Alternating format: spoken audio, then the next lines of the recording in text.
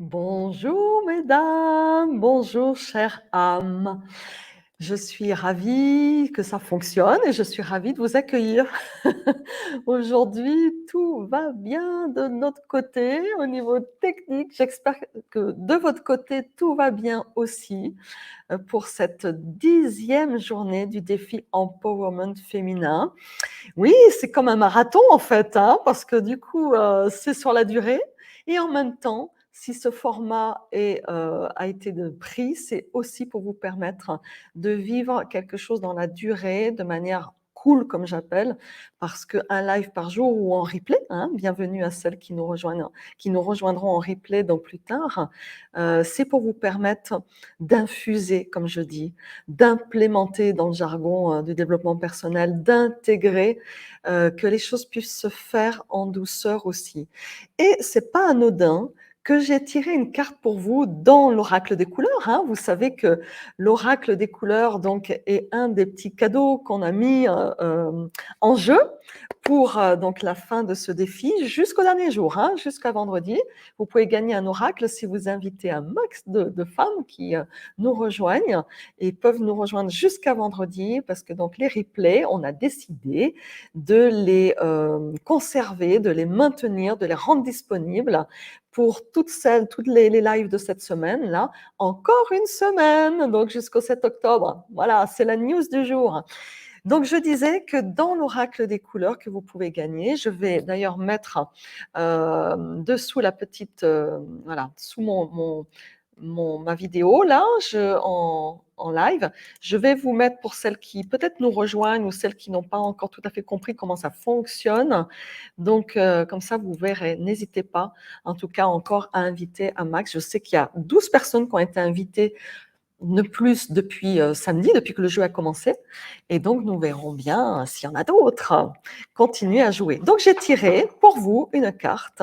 C'est pas anodin, hein, je parlais de douceur. C'est la carte du nacre douceur. Je ne sais pas si vous la voyez.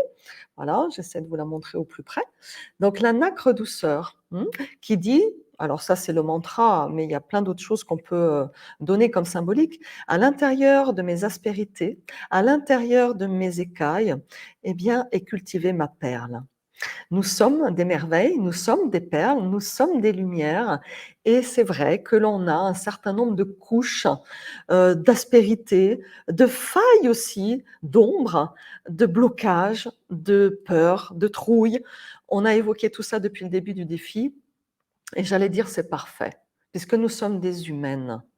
Nous sommes avec ce corps physique, ce corps émotionnel, ce corps mental et ce corps spirituel qui, l'invitation est dans cette rêve évolution, cette révolution intérieure, et il y a une invitation à réaligner le tout, à être congruent, à aller dans la congruence.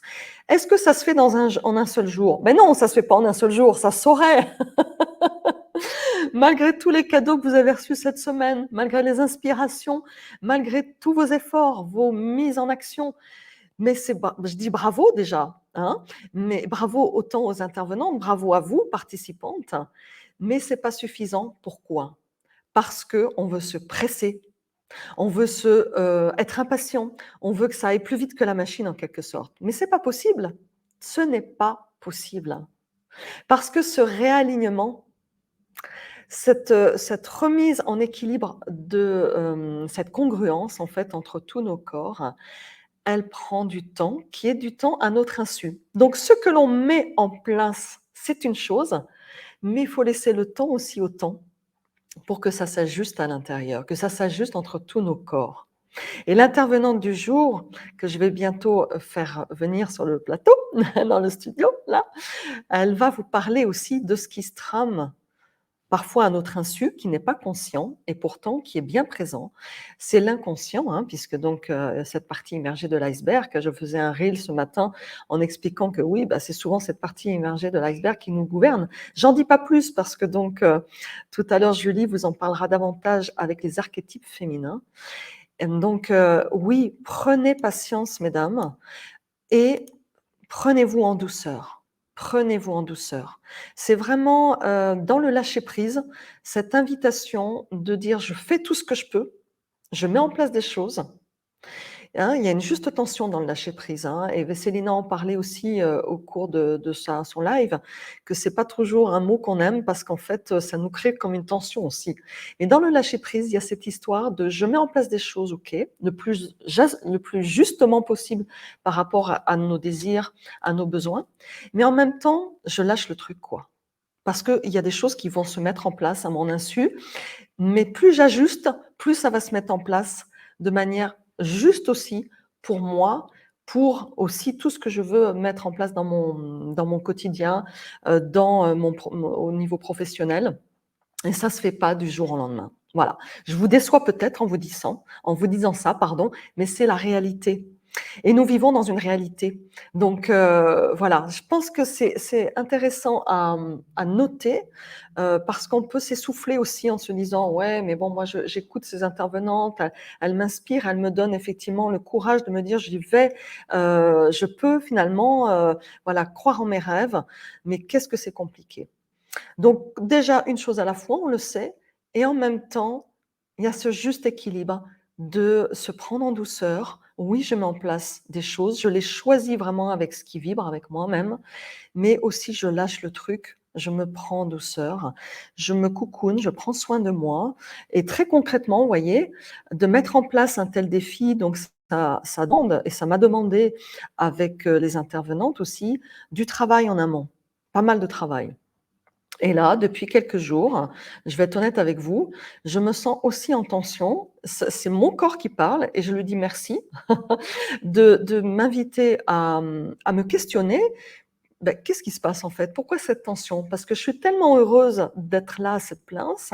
Je suis tellement, je pense, en congruence justement par rapport à mon projet professionnel et par rapport à tout ce que je veux délivrer comme message aux femmes, que je me dis, mais c'est bizarre quand même. Qu'est-ce qui se passe? Et constaté que peut-être j'étais encore beaucoup dans l'action et que j'avais peut-être à me mettre un peu en recul, de cette action, parce que comme a dit Vesselina dans son live, bah, c'est peut-être intéressant d'aller dans l'imperfection, dans quelque chose qui n'est pas parfait, parce que c'est aussi très juste par rapport à soi. Mmh? Ne pas toujours faire passer les autres en amont, en avant, devant soi, hein. Il y a toujours aussi c'est un peu ce truc-là, en fait, de cette femme parfaite qu'on veut être. Donc voilà, je vous avoue très humblement que hier, je suis allée au lit très tôt et je me suis dit: «Ce matin, je vais travailler tôt». Eh ben non, pas du tout. Parce que je pense que mon corps, en réalité, en avait vraiment besoin, mon mental aussi, hein. Et j'ai dormi, bah, longtemps, en fait, très longtemps. Ça faisait longtemps d'ailleurs que j'avais pas dormi autant. Et c'est ça, en fait, être en douceur avec soi-même. Parce que quelque part, c'est pas pour autant qu'effectivement, je ne vais pas mettre en place des choses et faire des choses, être dans l'action quand je m'écoute. Peut-être que j'en ferai moins, mais ça sera beaucoup plus qualitatif, ça sera certainement plus respectueux de soi-même. N'est-ce pas ça l'invitation du jour? Voilà, donc je vous invite à ça très concrètement, parce que dans un marathon, la vie, c'est comme un marathon aussi. Il faut économiser toutes ses forces et il faut être le plus focus aussi sur ce qu'on veut réellement, tout en économisant ses forces et en, les déployant, à son écoute, quoi. Voilà. Voilà, donc je vais vous laisser dans de bonnes mains, mais avant tout, je vais l'inviter, cette belle personne qui va nous présenter sa conférence, là, sur le plateau. Bonjour à toutes. Bonjour Bonjour Livia. Julie. Il y a eu un petit décalé. Comment vas-tu? Ça va très bien, excitée, en même temps, bah, voilà, comme tu as dit, nous sommes des êtres humains, on n'est pas parfaites. Donc voilà, peut-être que dans ma conférence, je vais chercher mes mots, je vais écorcher certaines phrases, mais ça fait partie de moi aussi. C'est une sortie de zone de confort pour moi aussi aujourd'hui. Et donc, bah, je ferai au mieux, je donnerai, mon maximum pour, voilà, apporter, aux personnes qui nous regardent et qui nous écoutent une nouvelle, une grille supplémentaire de lecture d'eux-mêmes, d'elles-mêmes, en plus de tout ce qui a déjà été apporté dans ce défi. Et puis voilà. C'est ça. J'aurais C'est magnifique, c'est déjà ça. accompli ma mission aujourd'hui. Voilà, et c'est très juste, hein. Alors je vais te présenter Julie, hein, et après je te laisserai donc du coup, voilà, délivrer ton Merci, message. merci, merci. Donc Julie, donc aujourd'hui tu es astrothérapeute et Oui. tu es, accompagnante en prise de conscience. Voilà, c'est Mmh. comme ça que tu te définis, Oui, parce que tu veux aider les femmes à oser en fait être elles-mêmes grâce à la mise en conscience de oui, leur véritable potentiel et aussi pour les aider à remettre du sens dans leur vie, dans leur existence. Tu es aussi bien sûr une maman, oui, pleinement en action parce que du oui, coup tu as fait le choix de faire l'école à la maison, donc tu es une ancienne professeure d'école et tu as fait le oui, choix.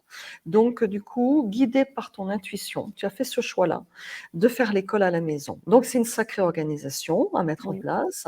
C'est des sacrés challenges aussi. On parlait de marathon tout à l'heure, je pense qu'il y en a un là, surtout que tu as quand même 3 petits-enfants. Donc voilà, c'est possible. Julie, vous voyez, est un exemple. Il y a quelques Je années, fais de mon Julie, mieux. oui, ben voilà, je pense que c'est ça. Tu as raison, on fait de son mieux. Il y a quelques années, Julie, donc ton chemin, t'a amené vers des voies complètement insoupçonnées.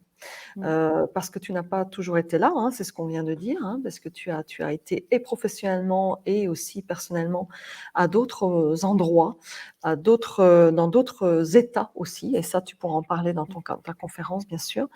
Et ces voies insoupçonnées t'ont amené à profondément changer ta vision de la vie et avoir envie de partager en fait énormément aujourd'hui ce qui te fait vibrer, ce Mmh. qui fait que ta vie a du sens, hein, ce qui fait que tu as envie justement d'accompagner les femmes parce que tu es passé par différentes choses, différentes étapes, différents états et surtout tu sais que c'est possible.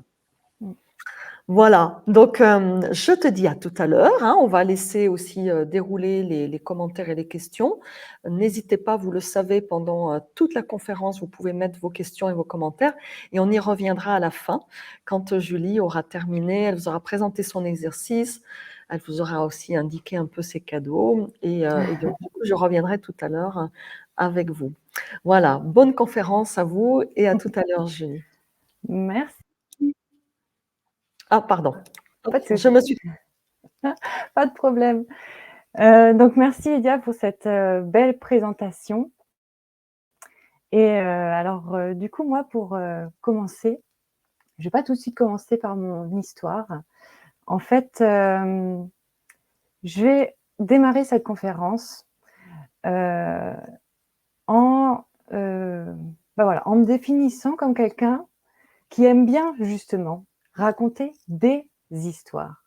Parce que pour moi, la vie, c'est un peu comme une histoire que l'on raconte et qui permet véritablement de toucher une partie de nous qui ne se laisse pas appréhender facilement en règle générale.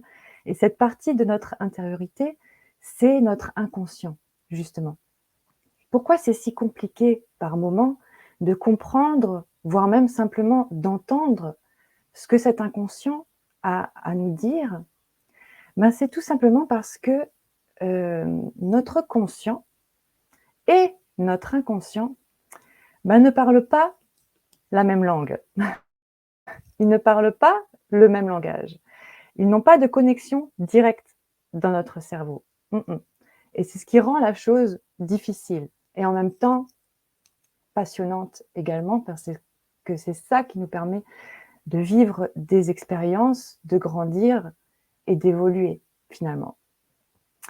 Et dans mon parcours, à un moment donné de ma vie, effectivement, mon conscient et mon inconscient ne se comprenaient tellement pas, étaient tellement en conflit à l'intérieur de moi que, bah, voilà, j'ai vécu, on va dire un tsunami émotionnel très intense qui a fait qu'à un moment donné, je n'ai pas eu le choix, que de, bah, me remonter les manches et d'entamer un travail pour comprendre un petit peu ce qui se passe dans mon cerveau, dans dans mon intérieur, dans mon monde intérieur justement, parce que j'étais totalement démunie.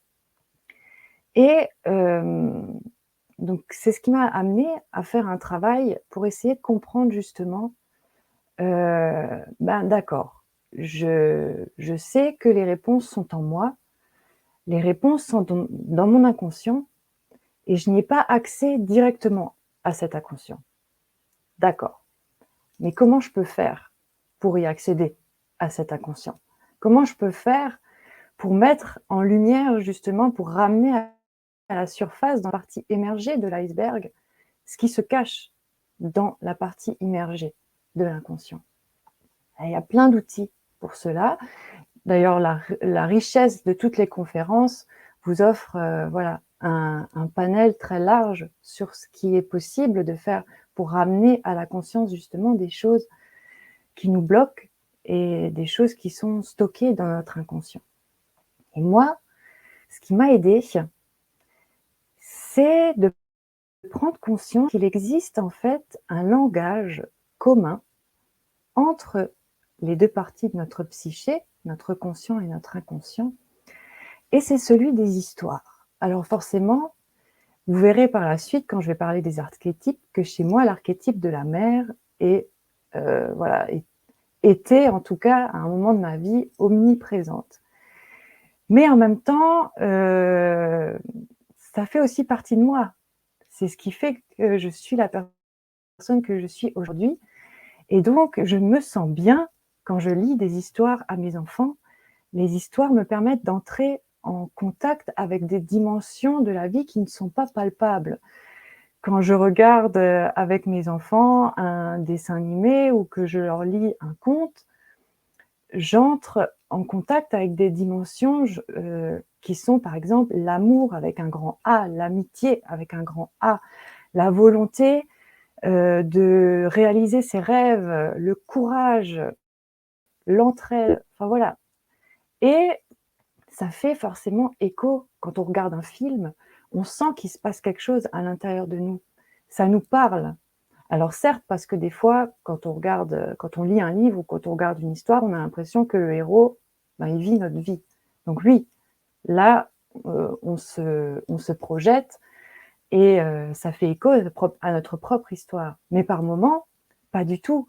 On ressent des choses, ça nous évoque quelque chose, alors que l'histoire n'a rien à voir avec notre propre vie. C'est parce que c'est notre inconscient qui s'active à l'écoute ou à la lecture de ces histoires. Et les histoires qui, moi, me fascinent, me passionnent et qui ont changé ma vie, ce sont les histoires qui ont traversé les âges. Les histoires issues des différentes mythologies, des différents symbolismes qui nous entourent. Et ces histoires ont en commun des personnages que l'on appelle des archétypes et qui peuplent notre inconscient. Parce que c'est ce qu'on appelle l'inconscient collectif que nous avons tous en commun. Ces archétypes, ces personnages, en fait, incarnent une facette de la personnalité humaine, et ça, peu importe les époques. Et je trouve cette image très belle, parce que c'est ce qui fait que cet inconscient collectif universel nous unit tous. Et en même temps, il se personnifie en chacun de nous. Nous sommes quelque part chacun une recette unique de tous ces archétypes. Ils s'activent, ils s'extériorisent, ils s'expriment à des proportions différentes en fonction de qui nous sommes, en fonction de qui nous voulons être, en fonction de qui nous décidons d'activer en conscience ou non. C'est tout ça qui se joue en arrière-plan grâce aux archétypes.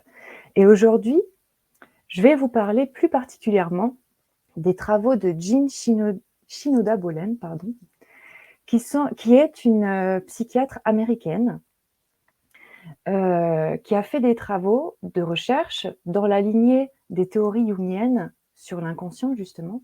Et cette psychiatre, a remarqué lors de ses consultations avec des femmes occidentales notamment, elle était américaine, donc c'était essentiellement des femmes occidentales qui venaient à son cabinet, que ces femmes avaient en commun des problématiques intérieures qui n'étaient pas sans rappeler certaines problématiques d'archétypes féminins basés sur la mythologie grecque. Et elle a donc poursuivi des recherches, fait des parallèles entre ces patientes et ces archétypes féminins présents dans la mythologie grecque. Et elle en a découvert 7 archétypes. Et je trouve cette histoire vraiment passionnante. Elle m'a vraiment touchée et permis de prendre conscience véritablement de ce que peut être le féminin à travers toutes les femmes, en fait. Et ces 7 déesses, nous les avons toutes en nous. Ce sont les 7 déesses qui composent le panthéon des déesses grecques. Au passage, avant que l'une d'elles ne se fasse détrôner pour y mettre un dieu à la place. Mais ça, c'est une autre histoire. Et c'est cette histoire-là, de ces 7 déesses, que je vais vous raconter aujourd'hui. Et donc, pour commencer, nous allons partir de ce que l'on connaît toutes. C'est notre vie de tous les jours. À savoir, nous, dans notre propre corps, face au monde qui nous entoure, le monde que l'on perçoit à travers nos sens habituels, notre vue, l'ouïe, etc., le toucher, bref. Notre vie de tous les jours. C'est ce que l'on pourrait appeler le plan horizontal, le plan terrestre. Et sur le plan, si on part sur le plan horizontal, quand on parle de masculin et de féminin, effectivement, l'énergie masculine, et d'ailleurs à ce propos, je vous renvoie à la conférence de Céline, qui a très bien expliqué cette dualité intérieure que l'on a entre notre côté, notre énergie masculine et notre énergie féminine. Et sur le plan horizontal, l'énergie masculine est émettrice, donc elle va vers le monde. C'est pour ça qu'on dit souvent les hommes sont dans le faire, faire, faire. Et l'énergie féminine est dans l'accueil. C'est une énergie centripète qui est réceptrice. Et donc ça, c'est quand on reste sur le plan horizontal. C'est souvent ce qu'on connaît le mieux, parce que c'est notre vie de tous les jours. C'est ce que l'on vit au quotidien. Mais ce que l'on connaît un peu moins, c'est le féminin vécu sur un plan horizontal. Et pour moi, lorsque notre féminin est vécu sur le plan horizontal, le plan vertical, c'est véritablement lorsqu'il est vécu pleinement et aligné, c'est ce qui nous permet vraiment de vivre un empowerment féminin fort dont le monde a tant besoin. Et cette conscience de ce féminin vertical, donc qui va de la terre vers le ciel, qu'on pourrait appeler avec fierté le féminin sacré, ça nous permet de, si vous voulez, de démarrer de la terre, de s'ancrer véritablement dans la terre grâce à nos racines, de faire monter l'énergie de la terre. Encore une fois, c'est une histoire que l'on peut se raconter pour faire écho à notre inconscient. On n'a pas besoin d'entrer dans des croyances, dans une ferveur là-dessus. C'est véritablement une histoire que l'on écoute, qu'on en imprègne et on prend ce que l'on a envie de prendre. Donc, ce féminin sacré, il nous permet donc de prendre l'énergie de la terre, de les faire monter dans nos racines, le faire monter à travers notre corps, à travers les 7 chakras qui illustrent parfaitement cette verticalité. Et ces 7 chakras qui englobent les 7 déesses pour nous permettre de faire monter cette énergie vers une voie, là vous pouvez l'appeler comme vous voulez, une voie céleste, spirituelle, divine, philosophique. Mais ça nous permet véritablement de chercher l'énergie en nous, dans la terre, dans nos racines, et de permettre à notre conscience de s'élever, de prendre de la hauteur sur nous-mêmes, sur notre vie et sur le monde qui nous entoure finalement. Et c'est ça aussi le féminin, et la puissance et la force du féminin. Et pour démarrer donc ce processus ascensionnel, ce processus vertical, nous pouvons démarrer, et nous démarrons, dans notre premier chakra, qui est le chakra racine, localisé au niveau de notre périnée. Et ce chakra racine, c'est la puissance d'Artémis. Artémis, qui est la fille de Gaïa, la fille de la terre mère, et c'est en cela qu'elle nous aide à nous ancrer dans nos propres racines.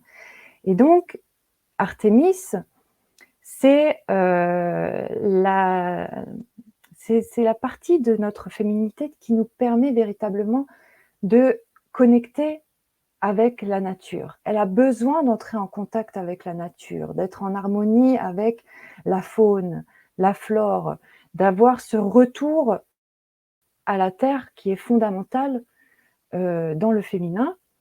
Naomi, si tu passes par là, ta conférence m'a beaucoup fait penser à Artémis, à ce côté voilà, de retrouver ce lien avec la terre, avec nos racines.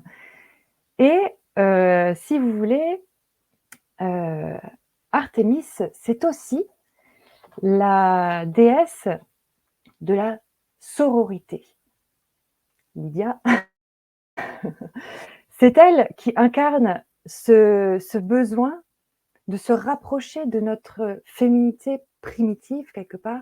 Artémis est en lien profond avec ses instincts.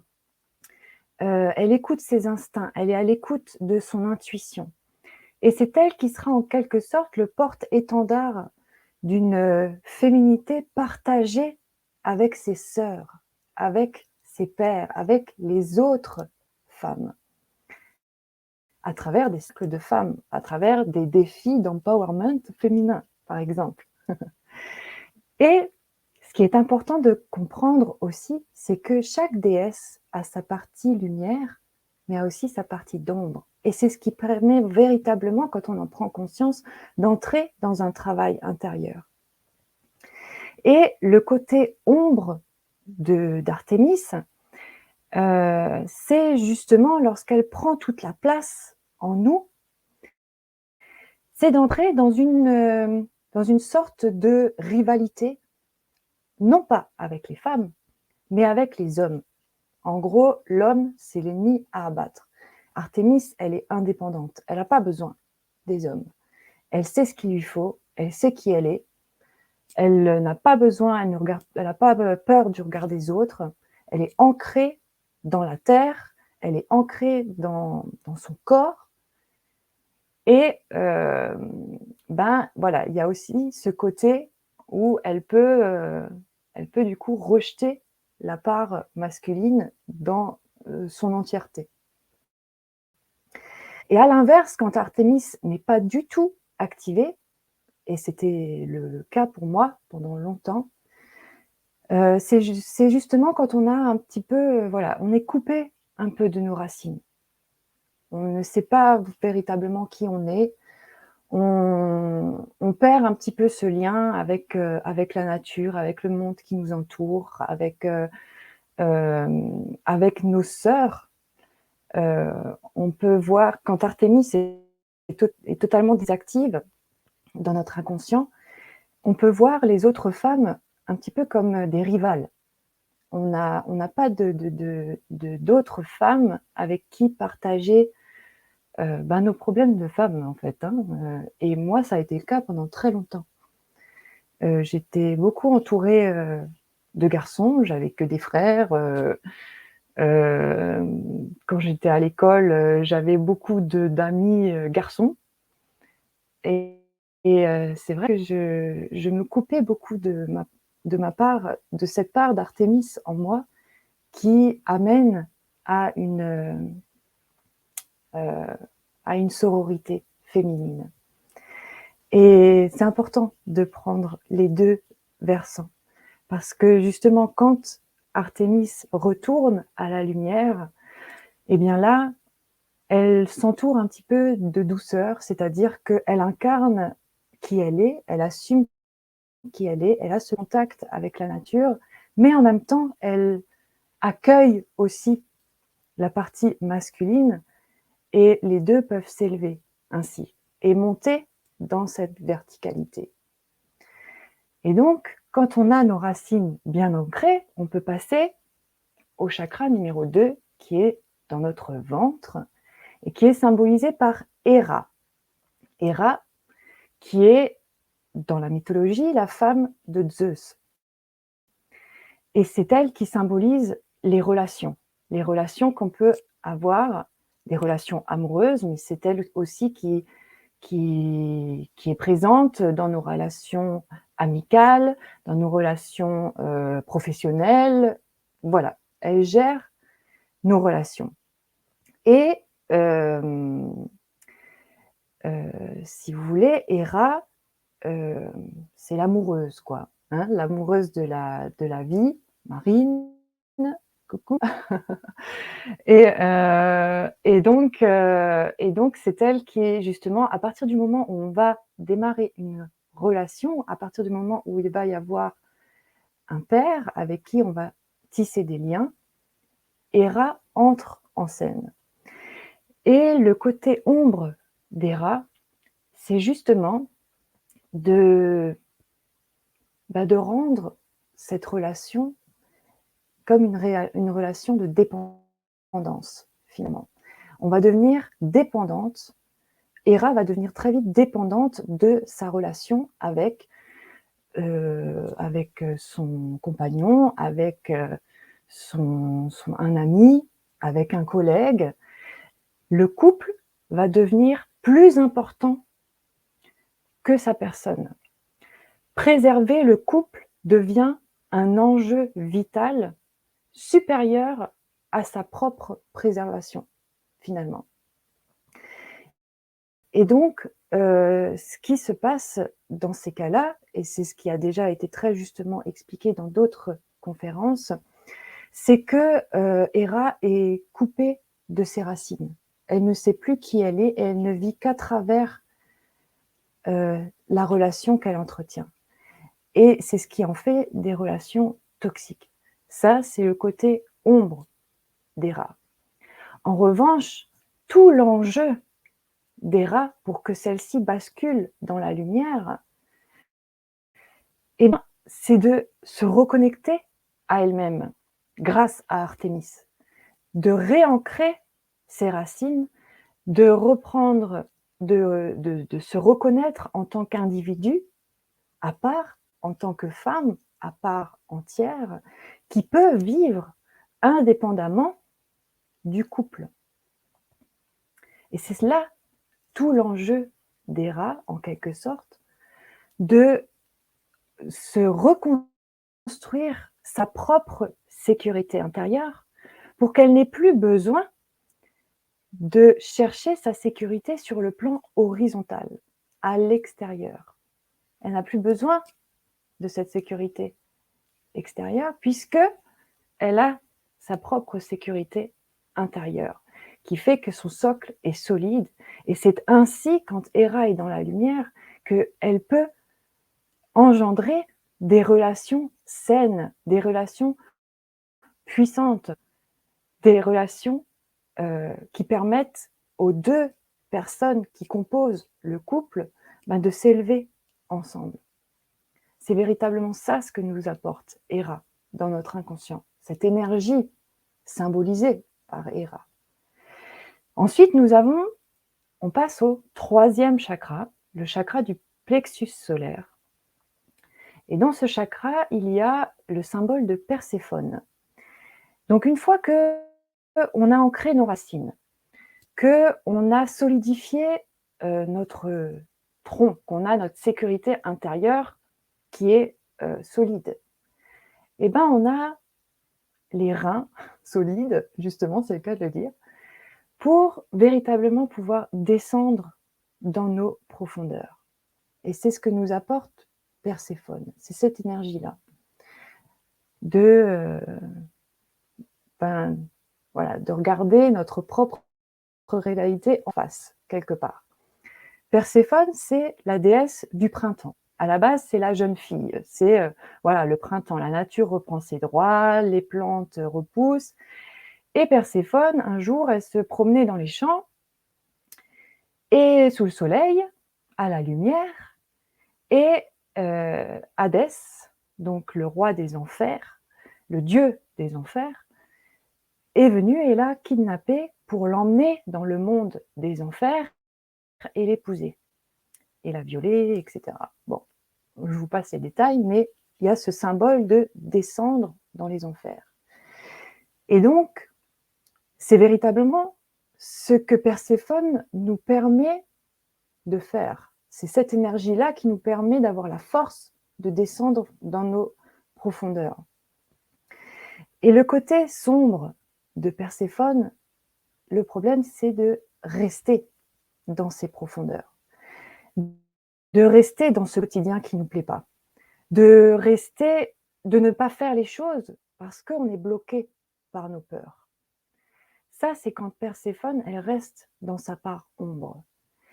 Mais lorsque on fait un travail pour amener Perséphone à la lumière, c'est elle qui nous donne cette force de prendre les responsabilités de notre vie et d'affronter nos peurs, de changer les choses de notre vie pour véritablement amorcer une renaissance. C'est ça l'énergie de Perséphone.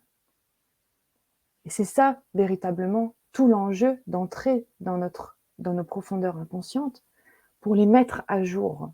Mais c'est pas facile, c'est très dur. Et je dis souvent, on ne se réveille pas d'un doux rêve, on se réveille d'un cauchemar. Et c'est un petit peu ce que symbolise le mythe de Perséphone, cette descente aux enfers. Pour renaître, pour affronter, prendre les responsabilités, se relever les manches et transformer cette part d'ombre en lumière. Et lorsque cette part d'ombre est transformée en lumière et transcendée, on arrive à notre cœur. Et le cœur, c'est Déméter. Déméter, c'est la mère de Perséphone, justement. Et donc, Déméter incarne, on a tous entendu déjà parler de l'archétype de la mère, qui, véritablement, l'archétype de la mère, c'est le don de soi. Voilà, comme on le connaît, quand on donne la vie à un enfant, on fait don d'une partie de nous-mêmes. Mais attention, Déméter ne s'adresse pas, évidemment, toutes les femmes n'ont pas besoin de faire des enfants pour être mère. On peut très bien aussi accoucher d'un projet. C'est ça aussi la force de Déméter. On accouche d'un projet et quand on a en gestation un projet de vie, un projet professionnel et qu'on le met au monde, eh ben, il y a aussi beaucoup de dons de soi. Lydia, tu pourras en témoigner, ce projet de défi d'empowerment féminin, eh ben, tu as donné de ta personne aussi. Et toutes les participantes qui sont dans ce défi donnent de leur personne. Il y a cette notion de don, peu importe dans quoi finalement. C'est ça Déméter. Et quand elle est dans sa part d'ombre, eh ben, c'est la mère possessive, clairement. C'est la mère qui n'arrive pas à couper le cordon. Il y a toute une symbolique autour de couper le cordon. Mais c'est vrai, c'est quand la mère ne vit qu'à travers ses enfants, quand la femme ne vit qu'à travers son projet professionnel. Et si les enfants partent, et si le projet disparaît, et c'est toute la personne qui est anéantie. C'est tout cet alignement qui s'écroule. Parce que justement, Déméter était dans sa part d'ombre et avait créé un lien de dépendance avec justement ce don qui était en vérité non pas un don, mais qui était un prêt finalement, parce qu'il y a une attente de retour sur investissement un petit peu. Si je donne à mes enfants en attendant un retour de leur part, non seulement je risque d'être déçue, parce que ça n'est pas leur mission que de me faire un retour. S'ils le font, c'est tant mieux, mais c'est pas la mission initiale.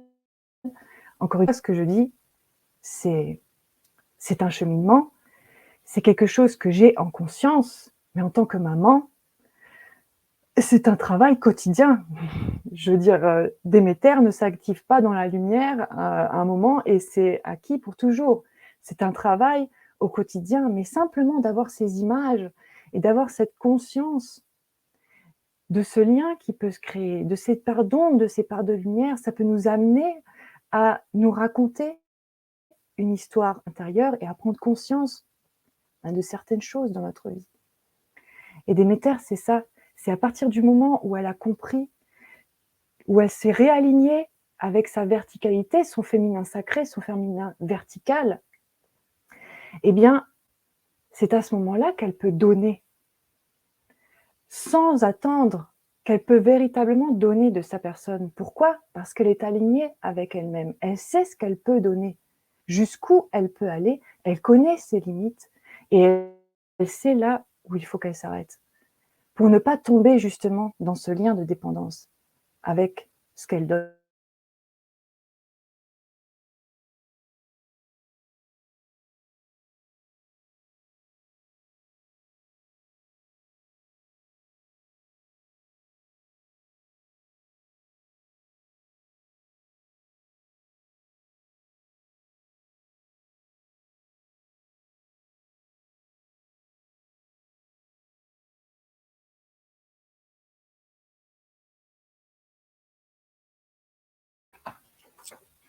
Ah,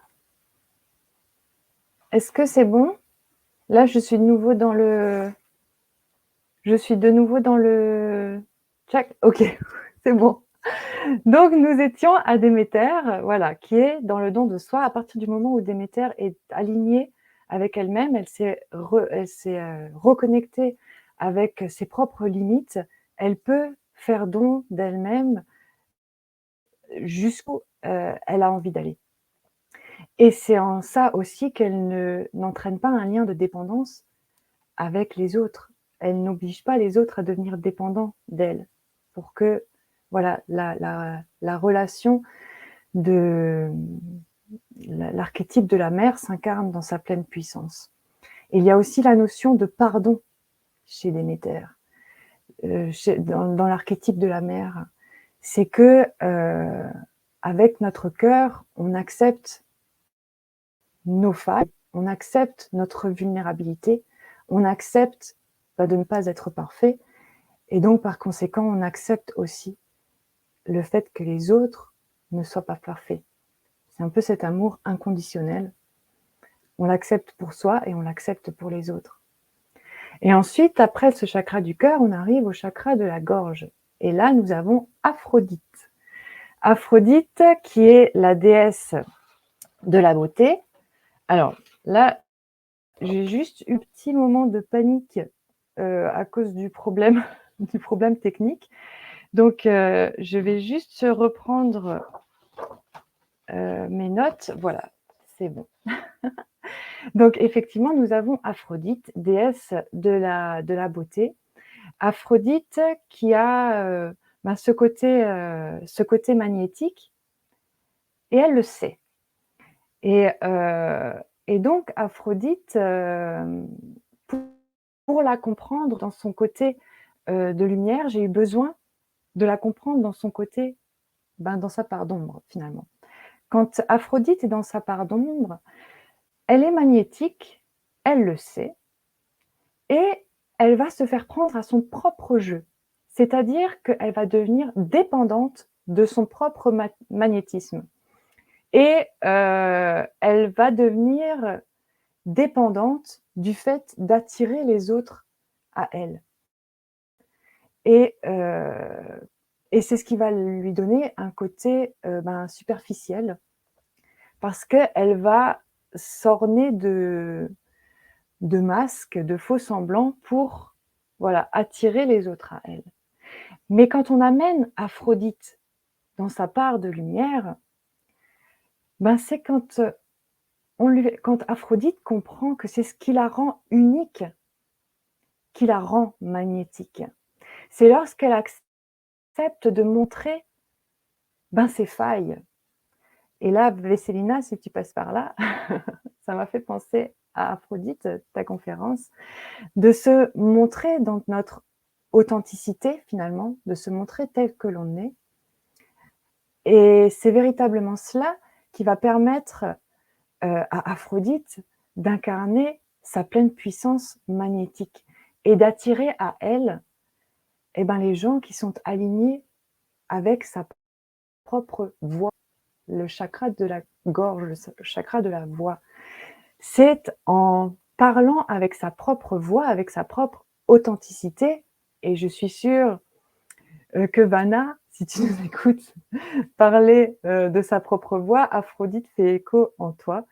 Et c'est avec sa propre voix qu'elle va devenir créatrice de sa propre vie. Parce que Aphrodite, c'est aussi l'archétype de l'artisanat. Et lorsque l'on est nous-mêmes, lorsque l'on accepte de montrer nos failles, de parler avec notre propre voix, c'est aussi grâce à ces failles-là qu'on crée des choses, qu'on développe notre créativité. Ensuite, il y a le troisième œil, l'avant-dernier chakra, le dernier. Et là, c'est Athéna qui siège ici. C'est notre voix de tête. Athéna, dans la mythologie, elle est née de la tête de Zeus. Ça veut tout dire.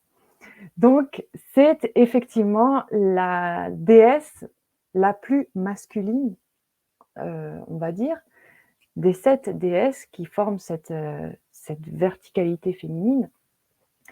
Et c'est elle qui incarne l'intelligence, le côté visionnaire, le côté très pragmatique sur les choses. Je veux dire, c'est pas un secret que certaines femmes sont les reines de l'organisation et sont très fortes pour également, d'où un petit peu la remise en question de certains clichés actuels dans notre société.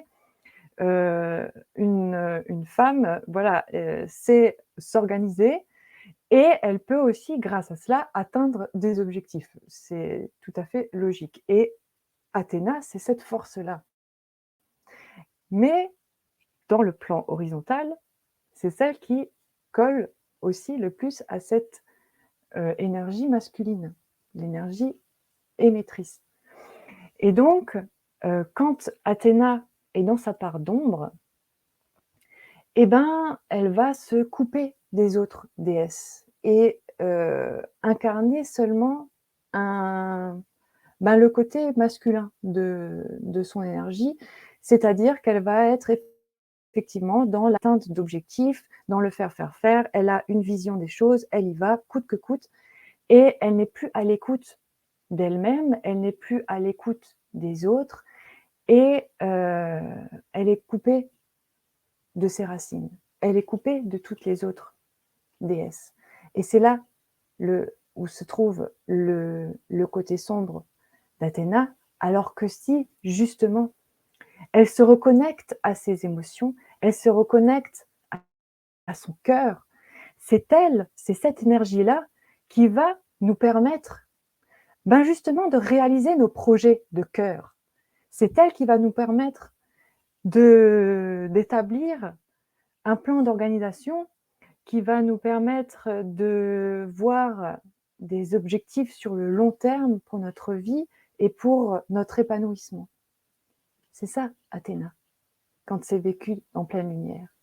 Et enfin, il y a le dernier chakra, le chakra couronne, où siège Hestia.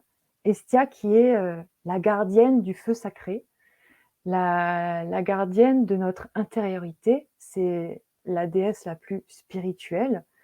C'est celle qui justement termine cette verticalité du féminin qui va vers des sphères plus philosophiques, plus spirituelles.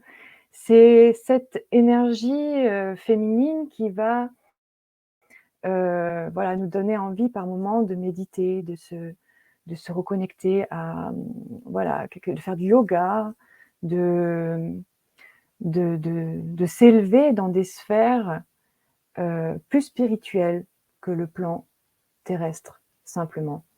Et le côté ombre, parce qu'il y en a aussi, et oui, c'est pas parce qu'on est spirituel qu'on est saint, loin de là. Et la part d'ombre d'Hestia, c'est justement de rester perché, on va dire, de rester dans les hautes sphères et de se couper de toute réalité, de rester dans son monde intérieur. Et Hestia m'a longtemps, voilà, a longtemps occupé beaucoup d'espace dans mon inconscient.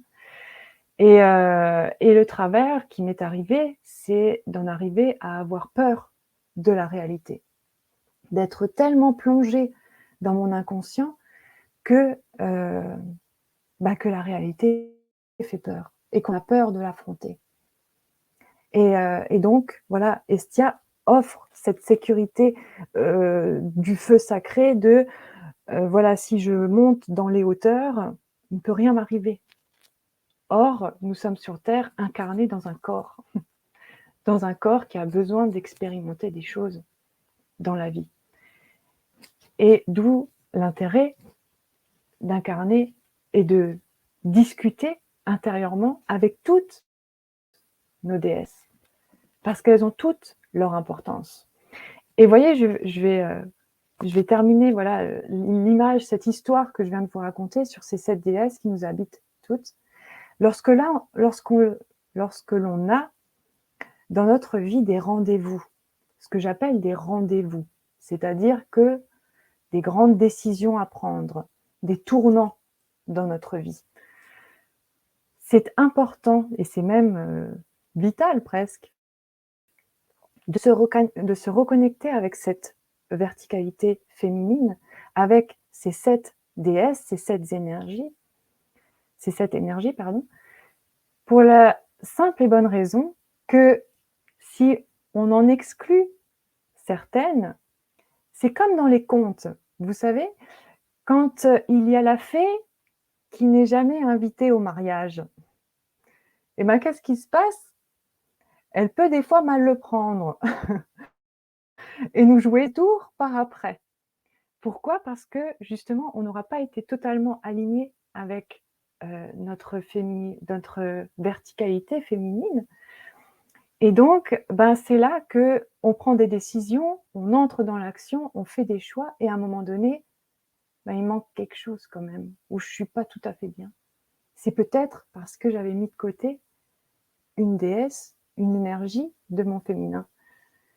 Et c'est pas un mal, c'est pas un bien, c'est pas un mal, il n'y a pas de jugement. C'est juste d'avoir conscience que nous avons ces 7 déesses en nous, ces énergies-là en nous, mais ça nous donne une capacité incroyable. Parce qu'en fonction de ce qui nous arrive dans notre vie, on sait qu'on a en nous ces énergies. Je ne dis pas que c'est facile de les faire s'exprimer en conscience, parce qu'on a notre histoire, parce qu'on a notre passé, parce qu'il y a d'autres choses dans notre inconscient qui jouent. Mais ça aide beaucoup, parce que ça permet d'invoquer certaines forces qu'on ne soupçonnait même pas d'avoir en nous. Et donc, donc là, j'ai terminé ma petite histoire, et ce qui, moi, m'a permis, j'en viens à l'exercice que je vous propose, ce qui m'a aidé énormément à jouer justement entre mon conscient et mon inconscient, à faire dialoguer ces 2 parties de ma psyché pour quelque part commencer à m'apaiser intérieurement et émotionnellement, c'est d'entraîner ma conscience. C'est-à-dire que j'ai remarqué, et c'est mon travail personnel qui m'a permis de comprendre ça d'un point de vue neurologique, c'est que notre conscient, on pense des fois qu'on a conscience des choses. Or, il y a deux modes conscients. Il y a le mode conscient effectif, mais il y a aussi le mode automatique.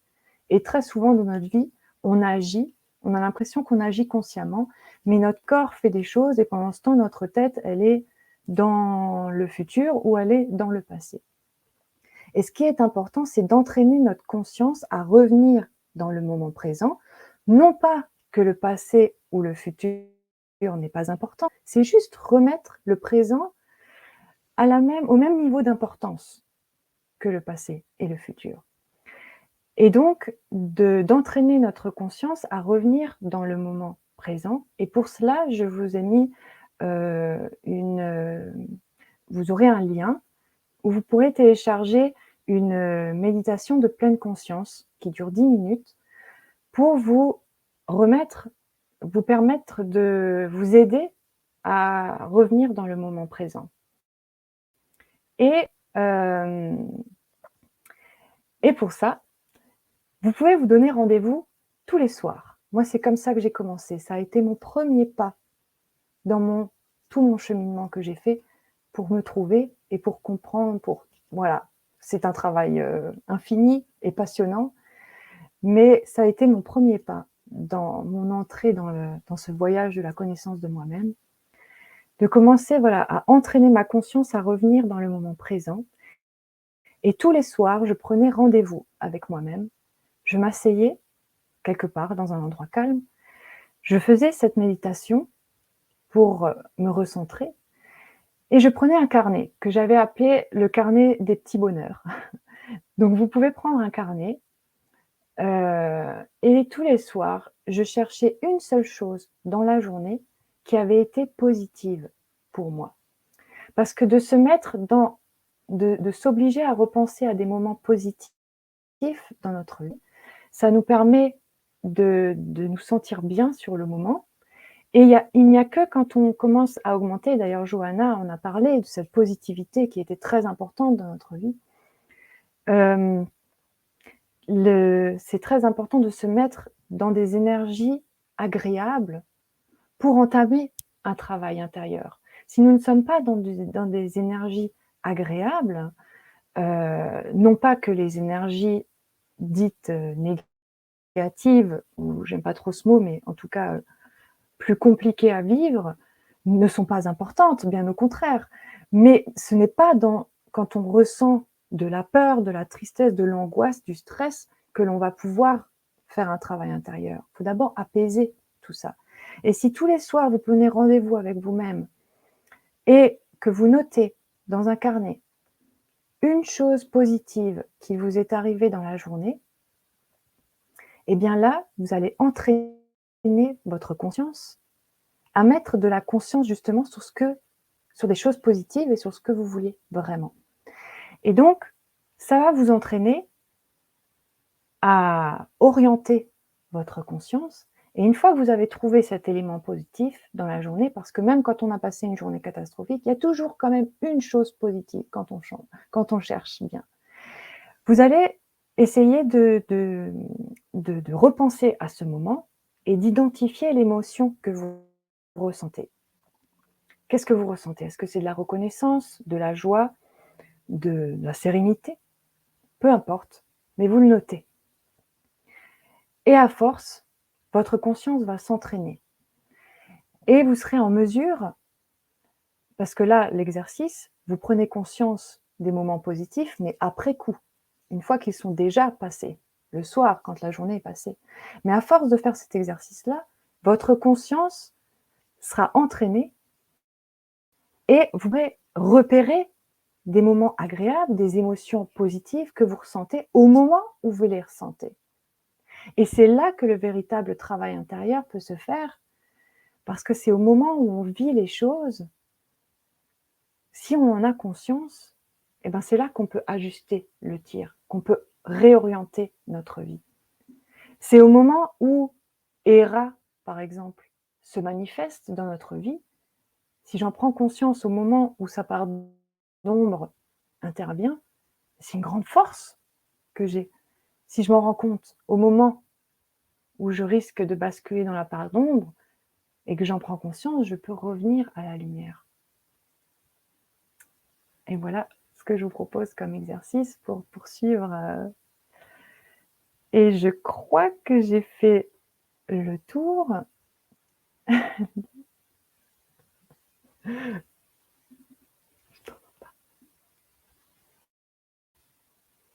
Je ne t'entends pas, Lydia? C'est le retour, hein, je suis C'est bon. toujours là. Voilà, c'est bon. Oui, merci à toi infiniment. J'ai été consciencieuse, j'ai pris beaucoup de notes aussi parce que ça m'a beaucoup parlé sur cette verticalité féminine et de rééquilibrer nos énergies, peut-être justement plus en conscience sur la part d'ombre. Cet excès peut-être en fait quand on n'a pas mis la lumière sur ce fonctionnement-là et c'est intéressant d'ailleurs de voir dans quelle énergie nous sommes peut-être davantage et qu'est-ce Oui, qu'on a envie d'aller c'est mettre en ça. jeu Ah justement. oui, c'est ça, c'est exactement ça. En fait, le travail commence avec ces archétypes juste de reconnaître peut-être l'archétype qui prend le plus de place dans notre vie, celle qui se manifeste le plus. Et c'est là que vraiment le dialogue intérieur peut commencer parce que, est-ce que ça nous convient? Est-ce que c'est sa part d'ombre qui se manifeste? Est-ce que c'est sa part de lumière? Est-ce qu'il y a peut-être une déesse qui n'est pas du tout activée? Et est-ce que j'aimerais l'activer? C'est tout Mhm. ça qui peut se jouer dans le dialogue, avec l'inconscient. Alors, je ne suis pas la seule à avoir pris des notes parce que je vois qu'Amélie nous dit que oui, elle a adoré, qu'elle a pris Ah! aussi beaucoup de notes, qu'elle a vraiment envie Ah! d'aller voir ce qu'elles peuvent dire de moi, toutes ces déesses. Ah Et, super! et tu l'as redit avec un non-jugement, hein, c'est vraiment, voilà, en tout cas, une Oui, introspection intéressante et une grille de lecture que je ne connaissais pas et qui est vraiment très intéressante, je trouve. Ouais. mmh, Voilà et donc du coup, au niveau des questions ou autres, il n'y a pas eu plus en fait mmh de mh. choses parce que je crois que tu as été très claire.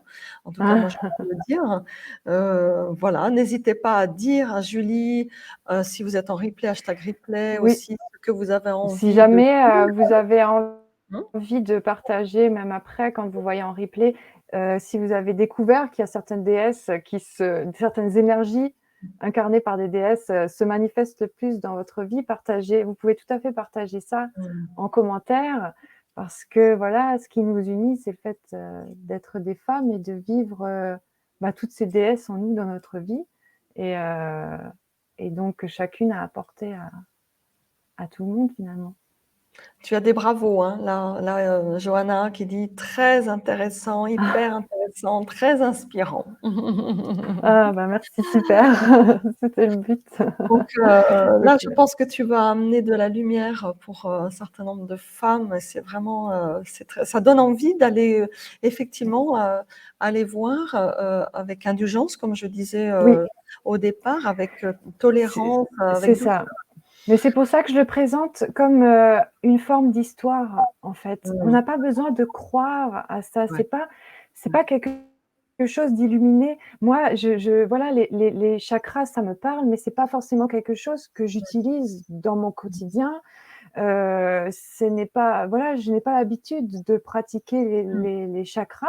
Mmh mh. Mais par contre, c'est une image qui me parle tellement Mmh et mh. qui est ça fait sens pour moi cette verticalité et cetera. Le c'est des hi c'est pour ça que je le présente, voilà, sous forme d'histoire. C'est comme si, voilà, notre petit enfant intérieur, notre petite fille, notre petit garçon, parce que nous avons les 2 en nous, et ben, recevait une histoire et puis, ça nous permet déjà de vivre un bon moment. C'est toujours agréable d'écouter des histoires Mmh. et en même temps, voilà, ces archétypes-là permettent de mettre de la conscience sur certaines choses parce que Ouais. forcément, comme nous avons cet inconscient collectif et universel, Mmh mh. eh bien, il y a forcément une part de nous qui s'active à un moment ou à un autre. Et si elle s'active, c'est qu'il y a peut-être quelque chose à travailler dessus, justement. Voilà.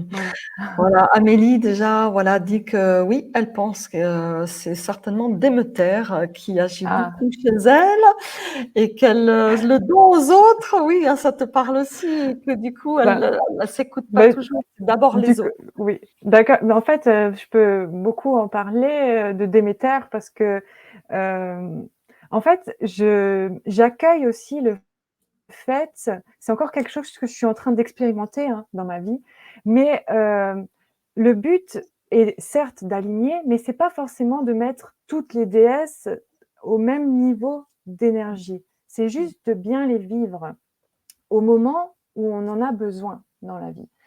Et à un moment donné, je veux dire, pour ma survie mentale, parce que voilà, j'étais quelqu'un de très, très angoissé, et mais j'ai compris que c'était mon inconscient qui m'envoyait des messages parce que l'inconscient, il n'a que le cerveau limbique, à savoir nos émotions, ou notre cerveau reptilien, pour nous faire comprendre les choses. Il n'a pas d'accès direct à notre conscience. C'est ce qui rend c'est ce qui est difficile. Et donc, j'étais perpétuellement, en tant qu'hypersensible, complètement submergée par mes émotions. Et le conscient, qui lui a en charge quand même, il a une grosse responsabilité, finalement, cet ego, on lui tape dessus, mais finalement, il a la responsabilité de la survie du système. Donc, à un moment donné, voilà, d'assurer notre survie, c'est important. Et il a cette responsabilité-là. Et pour me faire survivre psychiquement, il m'a fait croire que le jour où je serai mère, toutes mes angoisses seraient résolues. Mes problèmes seraient résolus le jour où je serai mère. J'avais cette croyance intérieure depuis petite en plus, hein, depuis 9-10 ans, que le jour où je donnerai la vie, voilà, toutes mes angoisses seraient parties. Mais finalement, l'ego, mon conscient m'a permis de me maintenir en vie parce que ça m'a permis de tenir dans mes angoisses. Parce que je savais que j'étais angoissée, j'avais ces questions existentielles qui m'obnubilaient. Mais en même temps, voilà, ça sera résolu le jour où je serai mère. Et le jour où je suis devenue mère, effectivement, waouh, plus d'angoisse, effectivement, alignée, etc. Mais le problème, c'est que, enfin, problème, non, la vie, les enfants grandissent. Et ben, toutes mes angoisses sont revenues. Et là, Déméter, qui avait pris tout l'espace, ce côté maternel, ben, je me suis rendu compte que pourquoi mes angoisses revenaient, parce que mon inconscient, les autres déesses, elles frappaient à la porte et elles disaient attention parce que là, Déméter est en train d'entrer dans sa part d'ombre, à savoir que j'étais en train de devenir totalement dépendante de mes enfants. Toute ma vie, mes enfants allaient être les garants de ma santé mentale, en fait. Et c'est tout ça qui s'est joué à un moment donné de ma vie. Et de prendre véritablement conscience de ce féminin vertical, mais je ne suis pas qu'une mère.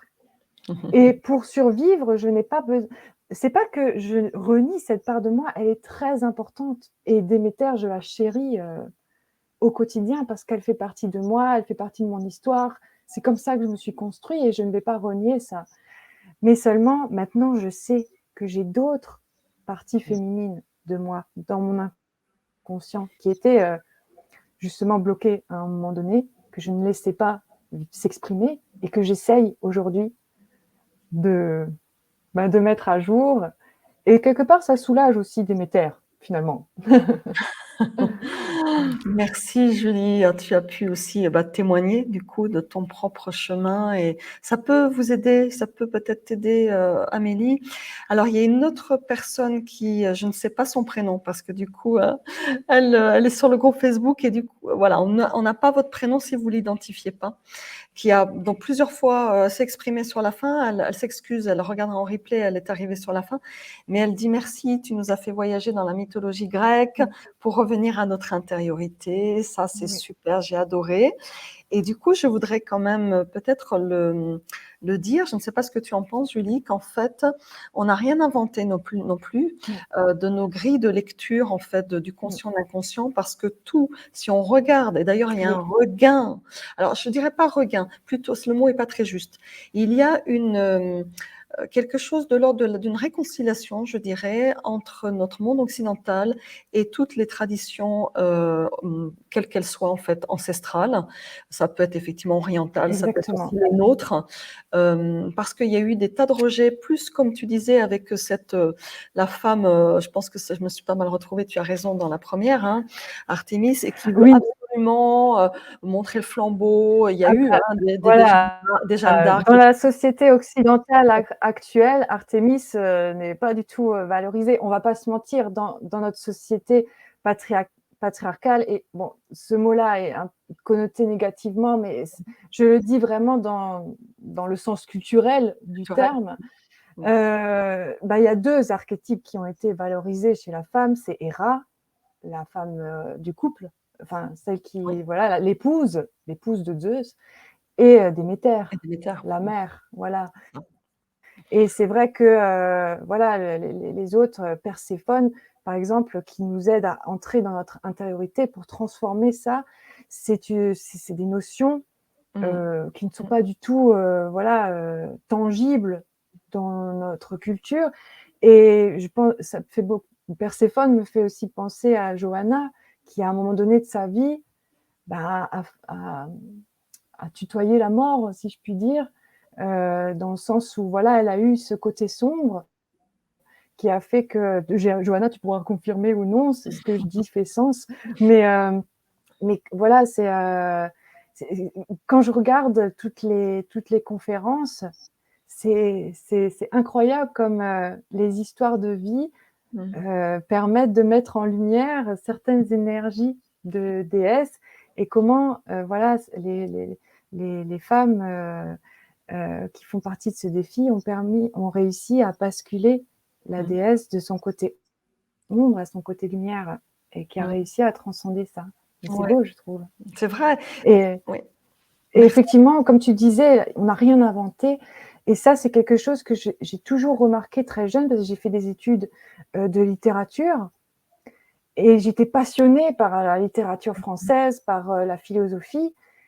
Et je me disais, mais c'est pas possible, toutes les clés de l'humanité sont déjà écrites. Et c'est en ça que, voilà, j'ai vraiment cette sensation que ma mission, c'est de raconter les histoires, parce que ça me permet, à travers. Donc, moi, j'utilise les différentes symboliques de l'astrologie, du tarot de Marseille, de la mythologie, parce que bon, l'astrologie utilise des archétypes de la mythologie, mais je l'utilise vraiment comme un outil de connaissance de soi. Je ne fais pas de prédiction, même si je ne doute pas qu'il y a des gens très doués voilà, pour prédire certainement certaines choses grâce à ces outils-là, mais ce n'est pas mon domaine d'expertise. Moi, je raconte des histoires pour permettre aux personnes de se reconnecter avec leur propre histoire personnelle. Ce qu'on appelle la mythologie personnelle. C'est vraiment ça qui nous habite. On a notre propre mythologie personnelle à l'intérieur. Ouais, merci beaucoup, Julie, parce que voilà, je pense que tu montres par ta conférence, par aussi ton témoignage, que c'est tout à fait possible. Ça, on le dit chaque jour, mais à notre façon, et que c'est possible de se réconcilier avec cet inconscient collectif aussi, de trouver sa juste place. Et c'est pas par hasard qu'on est là, du tout. Moi, je ne crois pas du tout au hasard. Et donc, quelque part, si on arrive à peut-être avoir cette curiosité ou cette introspection, de construire, alors certains appellent comme notre légende, toi tu parles aussi d'histoire, de trouver ce qui fait sens, c'est les mêmes termes, exactement. dans cette histoire collective, parce on vient pas de nulle part.